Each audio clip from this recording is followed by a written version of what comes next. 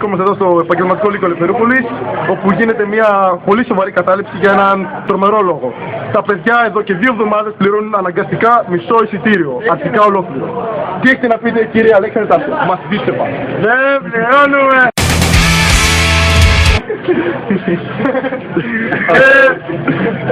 Δεν πληρώνουμε. Λοιπόν, να περάσουμε στον επόμενο μαθητή. Δεν πληρώνουμε!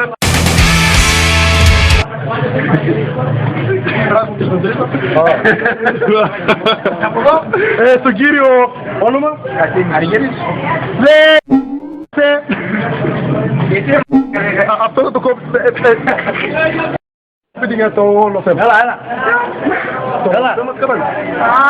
Είμαστε σύμφωνοι. Αγοράμε τα χέρια κανάλια. Βρισκόμαστε εδώ πέρα με τον κύριο Χριστοφορίδη. Μια κουβέντα για την όλη κατάσταση. Γεια. Κουβέντα. Πολλές κουβέντες.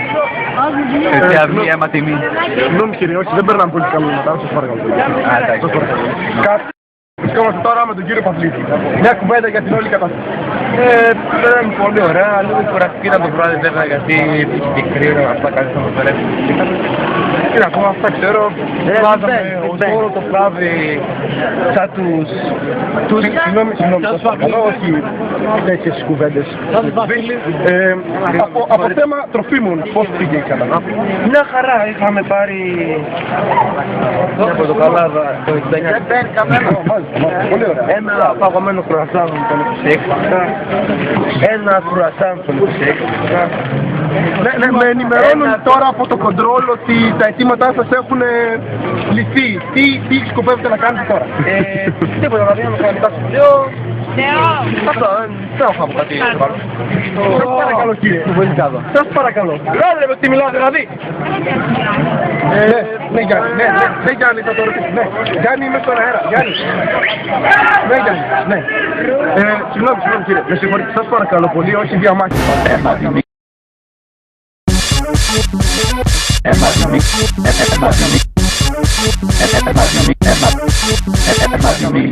Σας παρακαλώ. Λοιπόν, εσείς έρχεστε από... Ανοιχτή αναφορά. Και εσείς κύριε Χριστοφορίδη, μάλιστα. Και πόσο πληρώνατε μέχρι τώρα? Γύρω στα 13 ευρώ. Τη μέρα? 13 ευρώ τη μέρα κύριε. Εξωφρενικές τιμές. Πανέλα μου. Μόνο πάνε ή πανέλα? Πάνε και μόνο πάνε και πανέλα. Είχε άλλη τιμή για το πάνε και άλλη για το έλα? Ναι, είναι όχι ίδιο. Είναι δηλαδή 7,5 πήρημα και 10. Εντάξει. Άρα πάμε στα 22 ευρώ. Μάλιστα κύριε και κύριοι. 13 είναι όλα μαζί και λογικά 6,5 κάπου εκεί.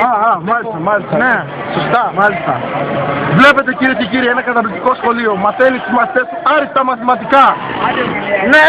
Βλέπετε την καστάτια. Αναγκάζονται να πληρώνουνε. 1 και 1 3. Όπως βλέπετε κυρίες και κύριοι, η κατάσταση είναι τραγική. Οι μαθητές και με το δίκιο τους βέβαια είναι έξω φρενών. Και μόλις ακούσαμε μια πολύ εμψυχωτική θα έλεγα ομιλία από ένα αρχαιότατο μέλος. Σας παρακαλώ. Από ένα αρχαιότατο μέλος του μαθητικού σώματος πλέον που συμμετέχει σε πάρα πολλές εκδηλώσεις.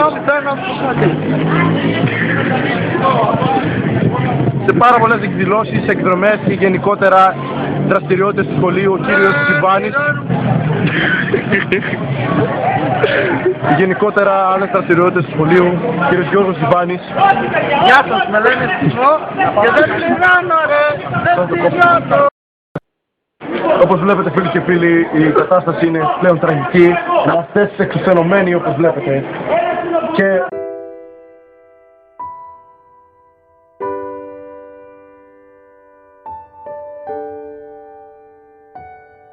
πάνω απ' όλα έξω φρενών από την κατάσταση.